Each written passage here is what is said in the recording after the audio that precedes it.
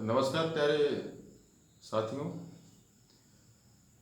देखिए, ये जो चैनल है उसका नाम है हिंदी ज्ञान का पिटारा। तो आगे जाके जो जितने भी चीज़ें होती है वो हिंदी से संबंधित चीज़ें इसमें होती है, लेकिन आज जो ये है वो आरएस से संबंधित है। तो इसमें क्या है कि अभी आरएस का परिणाम आ चुका है, उसके साथ ही नई वैकेंसी भी आ चुकी है। तो प्रिय जो साथी है वो आरएस की तैयारी करेंगे। तो देखिए, मेरा मानना यह है कि आरएस की तैयारी करने से पहले सिलेबस आपको समझना तो जरूरी है ही, समझना बहुत जरूरी है, लेकिन उसके साथ इसमें आपको जो है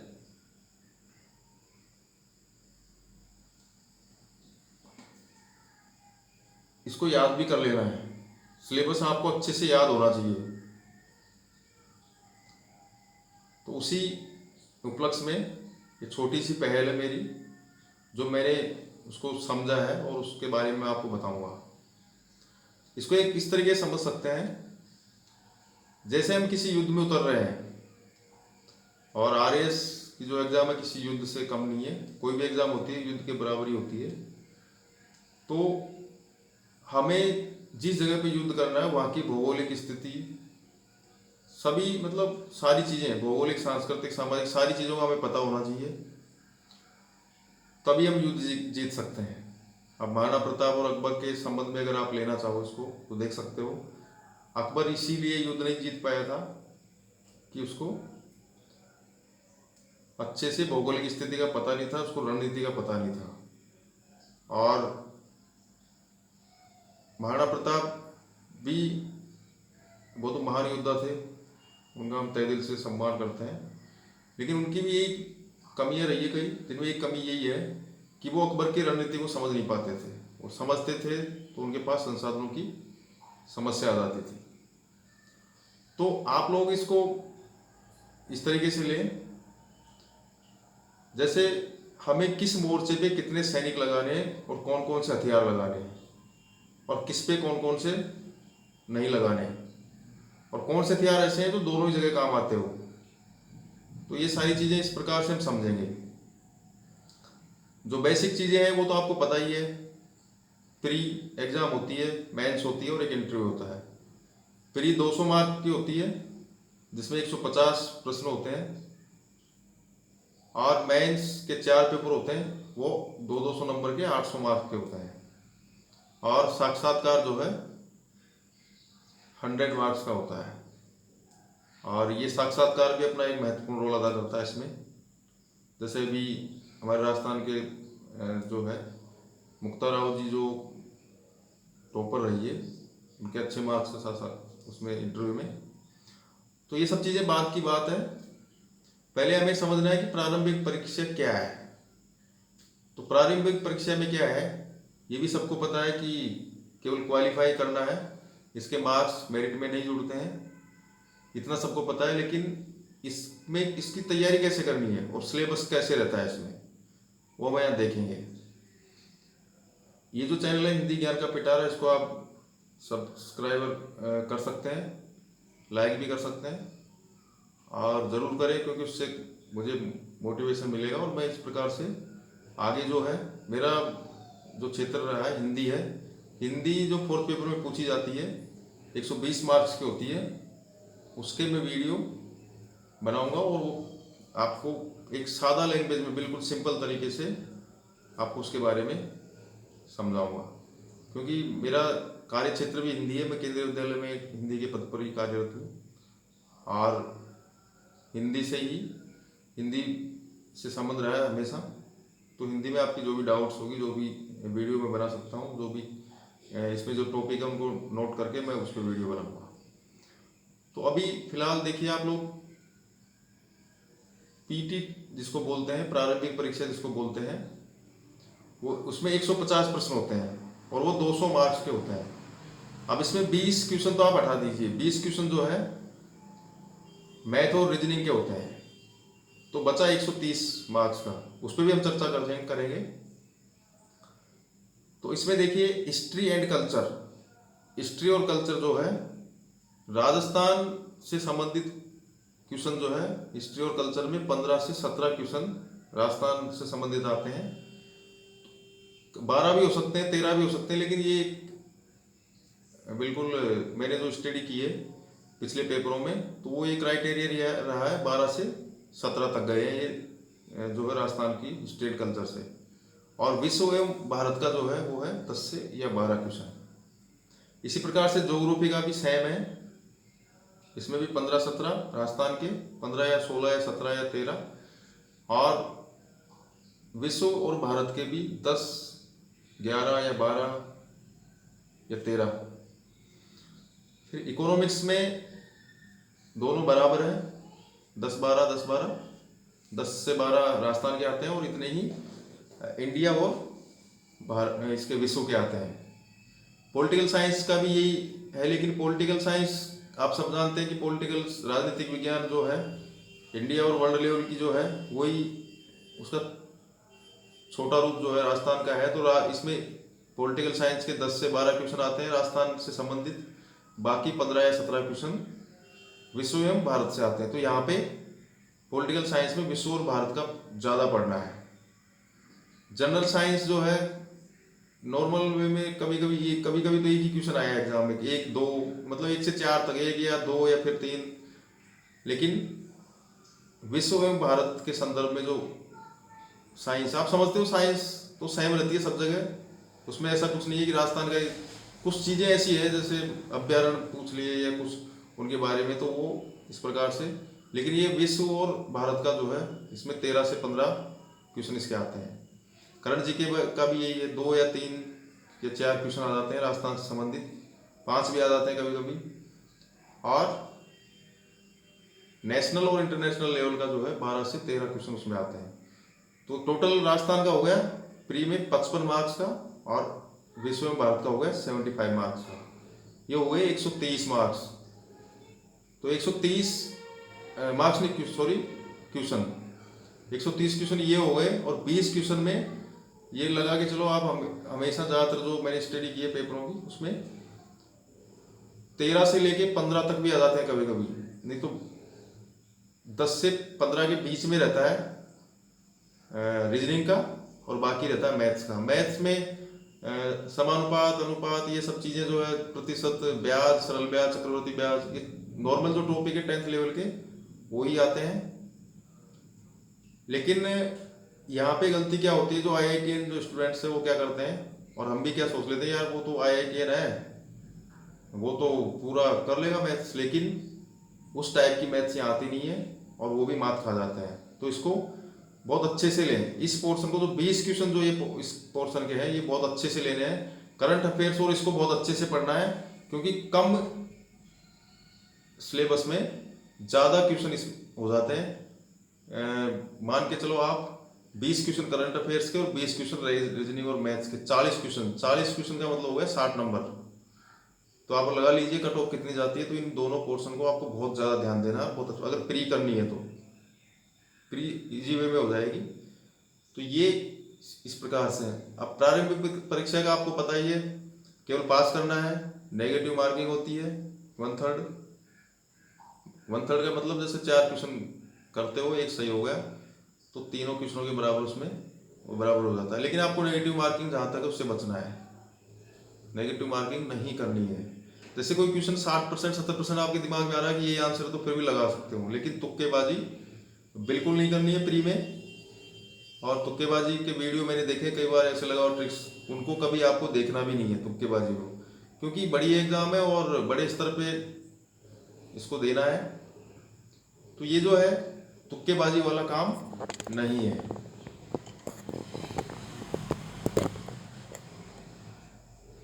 अब इसमें मुख्य परीक्षा के बारे में, ये तो ये सब चीज जानते हो मुख्य परीक्षा के बारे में कि 4 पेपर होंगे 200 मार्क्स के,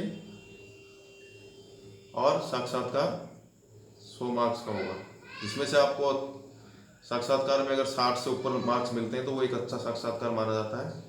तो उसकी रणनीति आप आगे बना सकते हैं, उसके वीडियो काफ़ी डाले जाते हैं, काफ़ी लोग डालते हैं, तो कैसे प्रश्न पूछे जाते हैं वो आप उसमें पढ़ सकते हैं।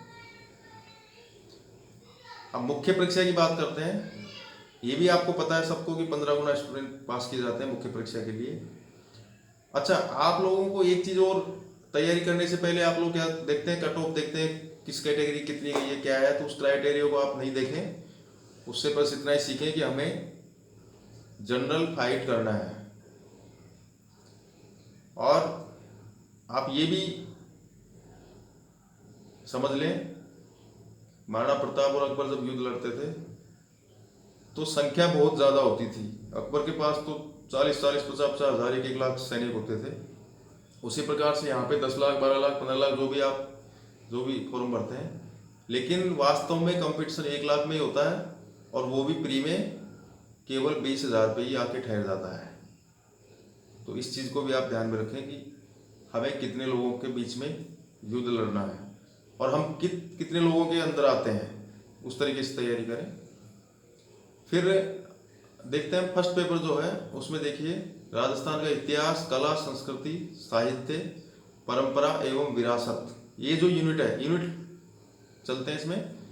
आप विस्तृत रूप से आरपीएससी की साइट पे दे रखा है, और मैं डिस्क्रिप्शन में भी आपको मिल जाएगा पूरा जो नया सिलेबस है, 2021 का सिलेबस डल चुका है। तो उसमें ये जो फर्स्ट यूनिट है, इसमें राजस्थान का इतिहास, कला, संस्कृति, साहित्य, परंपरा एवं विरासत, इसमें 75 मार्क्स का मैटर होता है। इसमें तो समझने वाली जो बात है वो ये है कि प्री और मेंस में, ये प्री और मेंस के लिए बराबर महत्व रखता है। जो अब मैंने इसमें लिख रखा है ना कि P+M, उसका यही मतलब है कि प्री और मेंस के लिए दोनों में बराबर से काम करता है। तो इस पे बहुत ज़्यादा ध्यान देना आप लोगों को। इकोनॉमिक्स देखिए, इकोनॉमिक्स भी 65 मार्क्स का मैटर है, वो भी प्री और मेंस में दोनों के लिए महत्वपूर्ण है। फिर सोशियोलॉजी जो समाजशास्त्र है, उसमें मैनेजमेंट, अकाउंटिंग और ऑडिटिंग, ये होता है 60 नंबर का, और ये केवल मेंस में ही काम आता है। प्री का इससे कोई संबंध नहीं है। तो इसको इस तरीके से पढ़े, आप साथ में भी पढ़ सकते हैं या फिर प्री के बाद भी इसको पढ़ सकते हैं। ये दोनों तो पहले प्री के साथ पढ़े हैं, यूनिट फर्स्ट और यूनिट सेकंड, और इसको मेंस में पढ़े हैं। ये इसमें देखिए, इसमें 20 समाजशास्त्र, 20 प्रबंधन और 20 मार्क्स का लेखांकन तथा अंकेक्षण, ऑडिटिंग, ये 20-20 नंबर के पार्ट में बटा हुआ है। तो इसको इस तरीके से पढ़े। अब पेपर सेकंड में देख लीजिए आप लोग, एडमिनिस्ट्रेटिव एथिक्स, जो प्रशासकीय नीति शास्त्र है, वो 65 का है, और वो केवल मेंस के लिए है। उसमें से क्वेश्चन प्री में नहीं आता है, वो केवल मेंस के लिए है। तो इस बात का ध्यान रखें आप लोग। फिर है pre plus mains, general science and तकनीकी, जनरल साइंस एंड तकनीकी, टेक्नोलॉजी, सामान्य विज्ञान और तकनीकी, ये 70 मार्क्स का है, और ये प्री और मेंस दोनों में बराबर महत्व रखता है अपना। दोनों में इसमें से क्वेश्चन आते हैं। फिर दूसरा है थर्ड यूनिट, ज्योग्राफी, मतलब अर्थ साइंस, भूगोल और भूविज्ञान, ये 65 मार्क्स का है, और ये प्री प्लस मेंस दोनों में अपना महत्वपूर्ण योगदान रखता है, दोनों में। तो आप प्री और मेंस के लिए इसको दोनों यूनिट्स को प्री के साथ पढ़ सकते हैं, प्री में भी काम आता है, मेंस में भी। और मेंस में एडमिनिस्ट्रेटिव एथिक्स, प्रशासकीय नीति शास्त्र जो है, केवल वो मेंस में काम आएगा। तो उसको उस तरीके से पढ़े। मार्क्स आपको मैंने दे रखे हैं, कितने मार्क्स का कितना आता है, थोड़ा बहुत आगे पीछे हो सकता है इसमें कभी कभी, लेकिन ये इसी प्रकार से रहता है। प्रश्न पत्र थर्ड, उसमें भी देख लीजिए आप, इंडियन पॉलिटिकल जो है, world political science, current affairs, ये कुल मिला के प्री और मेंस के लिए इंपॉर्टेंट है, और ये 75 मार्क्स का मैटर इसमें से आता है। पब्लिक एडमिनिस्ट्रेशन एंड मैनेजमेंट, ये 65 का है, ये केवल मेंस के लिए है। और दूसरा स्पोर्ट एंड योगा और बिहेवियर, ये 60 मार्क्स का है। इसमें देखो, इसके आगे लिखा हुआ है एम, ये दोनों चीज़ें केवल मेंस में आती है। तो इसको इस तरीके से पढ़ें, प्री और मेंस के हिसाब से नहीं पढ़े, केवल मेंस के हिसाब से पढ़े दोनों यूनिट। और जो प्री और मेंस में जो इंडियन पॉलिटिकल, वर्ल्ड पॉलिटिकल और ये करंट अफेयर्स जो है, ये प्री और मेंस दोनों में ही काम आती है, तो इसको इस तरीके से पढ़ें। कुल मिला कहने का मतलब ये है कि आप प्री की जब तैयारी करो तो इन पे ज़्यादा फोकस करें, क्योंकि ये मेंस में भी काम आते हैं। आगे देखिए, हिंदी पेपर 4, हिंदी 120 मार्क्स का मटेरियल आता है, उसमें उसको डिटेल से आप समझ सकते हैं। और जो प्रश्न पत्र 4 है वो केवल मेंस के लिए ही है, तो इसमें बहुत इजी चैप्टर है, इंग्लिश में भी इजी चैप्टर है, लेकिन मेहनत बहुत ज़रूरी है। ये पेपर बहुत मायने रखता है सिलेक्शन में। लिखने का अभ्यास भी इसमें बहुत ज़रूरी है। आपकी राइटिंग भी अच्छी होनी चाहिए और सटीक लिखना चाहिए। संधि जब आपको पूछी जाती है, या इसमें देखिए जो पूछा जाता है सिलेबस, इसमें मैंने विस्तार से समझा दिया है, इसमें लिख रखा है। संधि जब पूछी जाती है तो जितना पूछा जाए उतना ही उसमें बताया। जब पूछा जाए कि संधि विग्रह कीजिए तो संधि विग्रह ही करें, उसमें संधि का नाम नहीं लिखे, है ना। अब इसमें मैंने एक शब्द बोला विग्रह, ऐसी गलतियां होती है। तो संधि विग्रह, समास में विग्रह होता है, संधि में केवल विच्छेद होता है। इस पर चर्चा करेंगे, इसको बहुत अच्छे समझाएंगे, बाद में मैं इस पर वीडियो डालूंगा हिंदी में। तो संधि, उपसर्ग प्रत्यय, पर्यायवाची शब्द, विशेष शब्द, विलोम शब्द, है ना।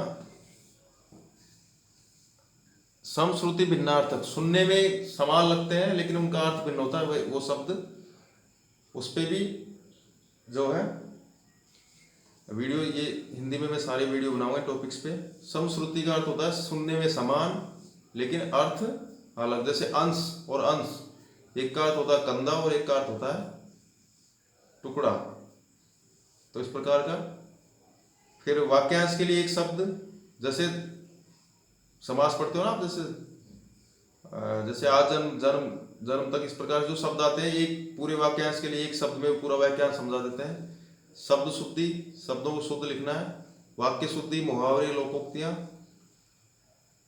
निबंध लेखन, संक्षिप्तीकरण, पल्लवन, पत्र लेखन, प्रारूप लेखन और अनुवाद, ये चीजें हैं। ये जो संधि, उपसर्ग, पर्यायवाची, विलोम, श्रुति सम, भिन्नार्थक, वाक्यांश के लिए एक शब्द, शब्द शुद्धि, वाक्य शुद्धि, मुहावरे, लोकोक्तियां, ये 50 नंबर का मैटर है। और इधर जो है संक्षिप्तीकरण, पल्लवन, पत्र लेखन, प्रारूप लेखन और अनुवाद, ये 50 नंबर का मैटर है। और निबंध लेखन अकेला 20 नंबर का मैटर है। तो निबंध लेखन में समसामयिक जो मुद्दे हैं उन पर ज़्यादा ध्यान दें। ऐसा नहीं है कि आप लोग 10th में पढ़ते थे कि अनुशासन का महत्व, विद्यार्थी जीवन, ये नहीं, समसामयिक मुद्दे होने चाहिए। समसामयिक मुद्दों पे आप ज़्यादा ध्यान दें। इसी प्रकार से जनरल इंग्लिश का यूनिट फर्स्ट जो है वो 20 मार्क्स की है, यूनिट सेकंड जो है 30 मार्क्स की है, और यूनिट थर्ड जो है वो भी 30 मार्क की है। वो मैंने इसमें दे रखा है, क्या क्या फर्स्ट यूनिट में है, क्या क्या सेकंड यूनिट में है और क्या क्या थर्ड यूनिट में है, वो मैंने ABC करके आपको इसमें दे रखा है। तो जिनका, जो विद्यार्थी हिंदी बैकग्राउंड से हैं, वो इंग्लिश को अच्छे से कोचिंग कर ले या फिर अपने स्तर पे तैयार करें। लेकिन इंग्लिश, ये जो पेपर है इसको बहुत अच्छे से तैयार करें, ये मेरा मानना है। बहुत अच्छे से इसको तैयार कर लें। जो हिंदी के स्टूडेंट है वो ये ज़्यादा गुमान में नहीं रहे कि हम तो हिंदी के, हमसे गलतियाँ नहीं होगी। भाई आप क्या करते हो, जैसे कोई एग्जाम दियो अगर आपने हिंदी में, तो ऑब्जेक्टिव के ऑब्जेक्ट पहचानना अलग चीज़ है, लेकिन किसी चीज़ को जैसे संधि करवा ली जाए आपसे, तो उसमें दिक्कतें आती है। तो इसको बहुत अच्छे से पढ़ें, लिख के पढ़ें। और मैं इससे संबंधित वीडियो डालूंगा, उसमें जितने भी पेपर होंगे अब तक के पेपर, UPSC, UPPSC, MPPSC, जितने भी है, उनके जो पूछे गए एग्जाम्पल उनसे संबंधित मैं आपको गूगल फॉरम पे टेस्ट भी प्रोवाइड करवाऊंगा। तो उसका हिंदी का टेंशन आप छोड़ दें, मेरे ऊपर छोड़ दें, मैं इसको क्लियर करवा दूंगा। इस पर मुझे फुल कॉन्फिडेंस है। बाकी इंग्लिश का नाता नहीं है मेरा, इंग्लिश में ज़्यादा मुझे नॉलेज नहीं है, और ना ही मैं इस पर कुछ आपको ज़्यादा गाइड कर सकता हूँ। तो आप एक युद्ध में उतर रहे हो, आप दृढ़ संकल्प लेके मन में यही रहे कि हम विजेता तो होंगे ही, लेकिन अच्छे से होंगे, इज्जत के साथ होंगे। कभी कभी ये होता है ना कि युद्ध तो हुआ लेकिन उसमें निर्णायक युद्ध नहीं हुआ, कौन जीता है उस कंडीशन में आप नहीं रहे। मैं आशा करता हूँ इससे आपको बहुत फायदा मिल सकता है और आप को युद्ध कैसे करना वो चर्चा कर चुके हैं, तो उस पर विशेष ध्यान दें। धन्यवाद।